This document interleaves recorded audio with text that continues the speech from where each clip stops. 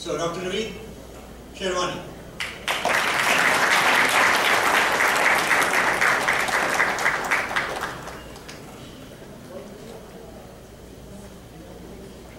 That's not good.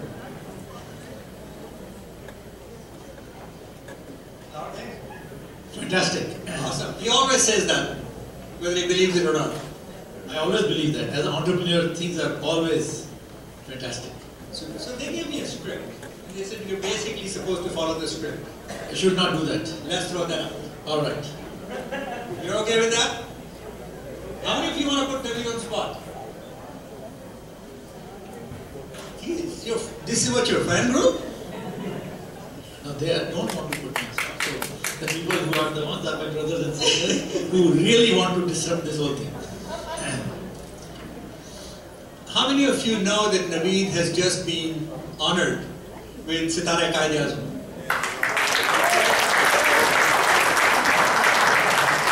Thank you very much.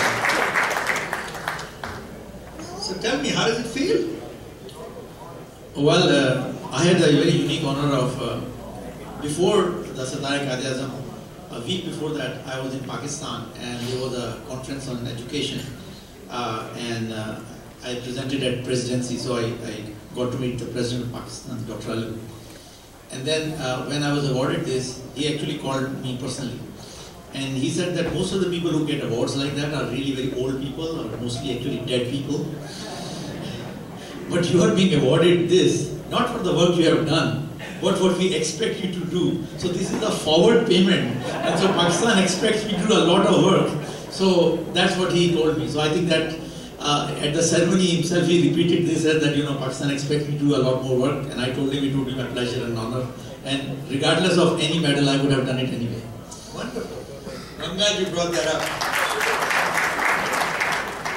So now that you've been prepaid, so to say, you're also part of the Pakistan IT board formation. So tell me, can you hear me okay? So now that you're with the Pakistan IT board, so please tell us what your plans are and how could we all help you? So in Pakistan, I would say we are currently doing three things. Okay. I think these which are of some substance. So number one thing we are doing is how it is possible that we could help Pakistan with its IT infrastructure and IT planning. So for that, International Board of Advisors have been formed. I am the chairman of that board. And many of our colleagues here, Ragib Bhai, Safwan Bhai, others are part of that. Jafar actually sitting over here helps us run that board. And the purpose of that board is that as Pakistan makes a IT plan for the next 5 years, how we in the Silicon Valley, and there are many members of this board from other parts of the world, can help Pakistan to make a rational plan. And that spans from how IT education can be reformed in Pakistan, how IT can be used to be part of the economy, and thirdly, how IT can help the exports part of the Pakistan economy. So that is one part, and so we are trying to help that. The second part is work that we are doing as part of UWR, United Village, and that is an attempt to reform the government schools, poor schools, by injecting technology at a very low cost, and that is now taking a path where we have submitted to the government a plan to upgrade 10,000 schools, which will impact 5 million kids. And because of the 18th Amendment, the different provinces work differently, so we are working with provinces to provinces. But inshallah, I think in Punjab we are taking on 5,000 schools. And so people have already helped. We did a series of fundraisers all over the United States. About 10 fundraisers raised close to $2.65 million. And so everybody is already helping. And the overall plan would take a lot more money, but inshallah we'll get that done. So that's the second project. And the third project is being led by Jafar sitting over here. It's called China-Pakistan Microelectronics Center. And that particular project is being done with the Ministry of Education, the Ministry of Vocational Training, and the Ministry of IT. And the idea really is how can we start microelectronics teaching and training in 10 top universities in Pakistan, and then start bringing jobs from China to Pakistan. because China has publicly stated that they need 500,000 chip designers to be trained over the next 5 years. So our goal is maybe 50, 60,000 of those can be in Pakistan. Now, why Pakistan? Is because the chip design that China wants to do can only be done in countries that China trusts. Well, so it means that many other countries where chip design is currently done is off the list. So that gives Pakistan a very unique chance, and many people here know chip design very well, and so many people have decided now to actually go to Pakistan, start helping with that. Some people are actually physically moving to Pakistan, inshallah. So the whole idea is this is a historic chance for Pakistan to get into this business. So that's what we plan to do. So that's the third project. Wonderful. You mentioned 5,000 schools. We have had some discussions about the number of schools in total schools in Pakistan. There's an ocean to be boiled. There are 200,000 public schools in Pakistan. Do you please share with us how this would scale? Because the problem is so gigantic that individuals like you and I cannot affect it. The governments, all sections of the government will have to help. Yes, so this work is being done under the auspices of UWR, which is run by the CEO of UWR, Sabat. I believe she's recording Sabat is over there. So her team, we have about 145 people in Pakistan now. The basic idea of UWR is not to do one school at a time or two versions. The basic idea is to build software, hardware platform that can be given to all the schools. The idea is that we started with 5, 10, 15 schools just to test out the software and hardware. Now the next is at 5,000, but the idea really is that you can go to a website, download, secure the hardware, which should be publicly available, and then you can upgrade any school. So any government, any district, any tehsil can upgrade their schools themselves without having to talk to anybody in UWR or talking to me or anybody. So the idea of scaling is it should be something that people can do by themselves by just following the formula that we have on our website, and it will be promoted through the government departments, and the funding will either be local or funding through the education fund, the international funds, but the idea is it should be very low cost. The 5,000 schools we are trying to do, probably, which have computer labs, will probably spend no more than even $1,000 to upgrade them per school. So that would be the lowest cost method to upgrade the schools, get international quality curriculum, latest quality books in them, upgrade the teacher training, get new pedagogy in there, teach STEM in there, all of that for such a low cost, we cannot just even dream of that. So that is the start, inshallah. It will be available to all the 200,000 schools in Pakistan. Just to follow on that one, in Pakistan there are schools and there are schools, right? There are schools that don't even have teachers there. We have discussed this at length as to how you incentivize the local population to make those, to fill those empty schools. So if you look at Pakistan, Pakistan has 200,000 government schools. So do we have in Pakistan a problem of not enough schools? That's not true. We have more than enough schools. They may not be in the right areas. Then the second problem is we have the buildings. Question is, do we have enough teachers? Well, actually, many times the teachers are already appointed to these schools because government does have appointments. But do the teachers actually show up and teach? And even when they show up and teach, are they qualified to teach? That, I believe, is where the problem lies. So we have to upgrade our teachers, who, some of them have very good qualification, some of them are very good teachers, some of them are not so good teachers. So our goal is to provide them something. In our case, it's a tablet that we provide to the teacher. Teacher uses the tablet to teach, but also learns how to teach better. But our focus is not to run the schools. We can't run 200,000 schools. There is no NGO which can run 200,000 schools. Our job is to work with the government, give them tools so that the tablet helps us. Did the teacher show up for the job or not? Right? Because we take the attendance of the class, but we also know the presence of teacher. So the whole idea is, how can a $27 tablet help you find out if the teacher is there or not? Students are there or not? Is the teacher really teaching what she should be teaching? I say she because most of the teachers in Pakistan are female, are ladies. And then can we get analytics out of that tablet so that we can help the teacher become a better teacher?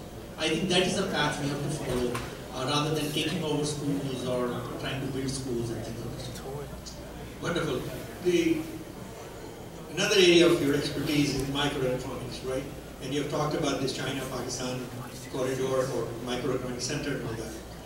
Do you think the amount of investment needed to build chips, would we ever get into chip building, or this is all just the design work, which is the top layer of intellectual layer that we're working on? If you think about that, even the United States cannot afford to build chips anymore.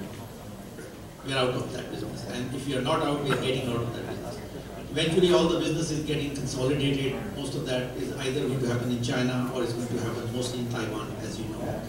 So most of the work that can be done outside of China and Taiwan is going to be designed. And the benefit that we have in Pakistan, that we have some of the top universities, we have very good programs in electrical engineering, computer science, and we have done surveys of these students. They are excellent students. They just don't have exposure to chip design. Now, as chip design is moving to cloud, you don't even need servers, you don't need tools, you don't need IP, you don't need FPGAs, you don't need verification. Because you don't need any of that, it is now possible to do such design in countries like Pakistan, because the infrastructure cost is going to be very low. So that, I think, is the reason why we are hopeful this time that we could train a number 5, 10, 20, 30,000 bright Pakistanis to become chip designers.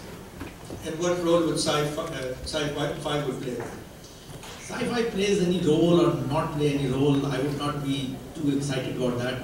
I'm mostly thinking from a Pakistani point of view. What we have done from Sci-Fi point of view, we have said that all the initial hardware, software that is needed, up to $5–6 million, Sci-Fi will make that donation to get that effort started in Pakistan. I think time-wise we're a bit crunched. How are you doing on time, Mubashar? He doesn't know. All the way back there, huh? So, yeah. Okay, so we'll take questions from the audience as well. You have started companies from, so your background of being a professor first, who wrote a book, I don't know what possessed you to write a book, but you wrote a book on semiconductors. Then you went to work for a large corporation, so you got some experience there. Then you started your own company, and then you continued to build new companies. Which one of these careers, if you will,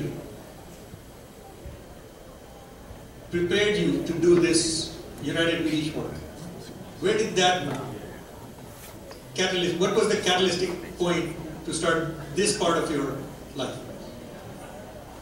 I think, first of all, I'm blessed to work with some of the best people in the world. I think companies come and go, corporations come and go. I think the only value a person has as an entrepreneur is the people, the relationships that you build, and the teams that I had honor to work with. I think the heart of UWR work starts with the love for Pakistan. And that love for Pakistan was instilled in me by my parents, in particular my mother. And I think that tags me, pulls me to Pakistan, no matter which part. When I was a professor, I was trying to do it for Pakistan. When I was in Intel, I was trying to do something for Pakistan. In all of my companies, I've tried to do something. So the basic idea is, we should try to give something back to Pakistan. That's number one. We went to education between me, Sabahat, Ashar Bhai, many other people who all worked together on this project 5–6 years ago. We basically said that, how can we do something on scale? What can impact 10, 15, 20, 30 million people? So it came to us naturally that education, and in particular primary education, has to be something that we can do. In terms of actual work that we do today, in Open Silicon we had, which was one of my previous companies, we had a design center in Pakistan, so we had some experience of starting teams in Pakistan, working. But even then, working in Pakistan had its own challenges, and finally Sabahat had to physically move to Pakistan. She actually lives in Pakistan now in order to make that work happen. And that is the kind of sacrifices you have to do if you are in this line of work. So I'm very thankful to her. She is actually doing most of the sacrifice and most of the work there. I basically only need the software part of it.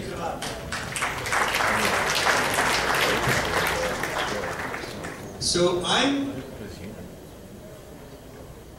perplexed by your acquisition of your previous company.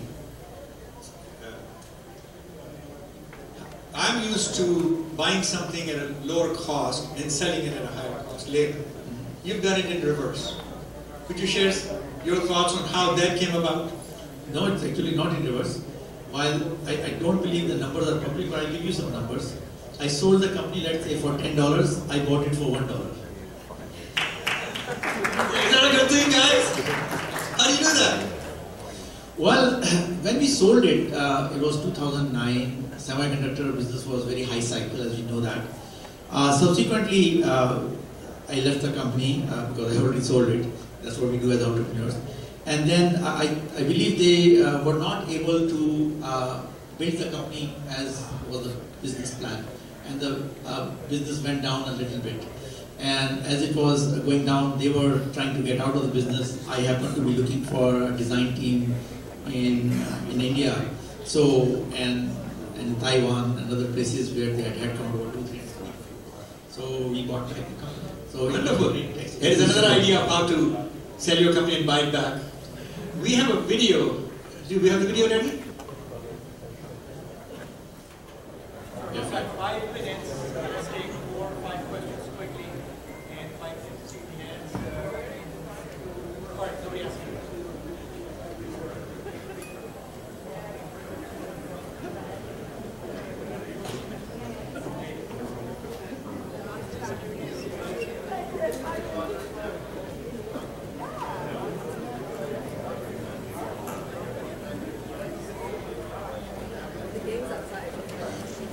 Yes, his question is that you're talking about a tablet for $27.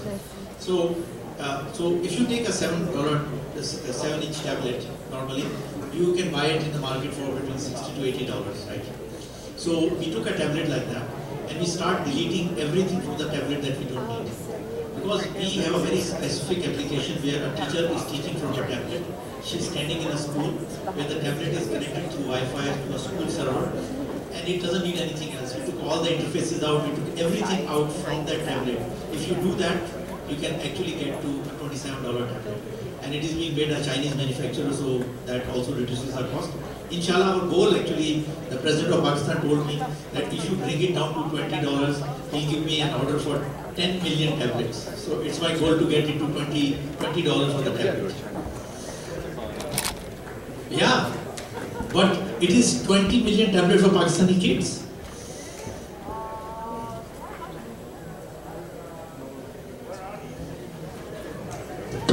Yeah, so you talk about the VLSI opportunities for Pakistan, and you said that you were working with universities. So can you elaborate a bit on the plans? Are you trying to come up with courses through the universities or some third-tier kind of training programs? So it is a class that after your bachelor's in electrical or computer science from one of those universities, you take a 1-year certificate course. It would be called microelectronics certificate course. We are providing all the curriculum. Actually, we are a bit of cheating. We're taking the curriculum from Stanford and Berkeley. We're just taking and modifying that so that it can fit. And that is the curriculum we are providing. We are providing all the software and hardware to the students. But that's what he mentioned earlier from Sci-Fi. So hopefully in 9 months, a bright student from one of the top universities in Pakistan can be trained to do some aspect of design. And once they are employed, then they can learn as they go along. So that is the plan.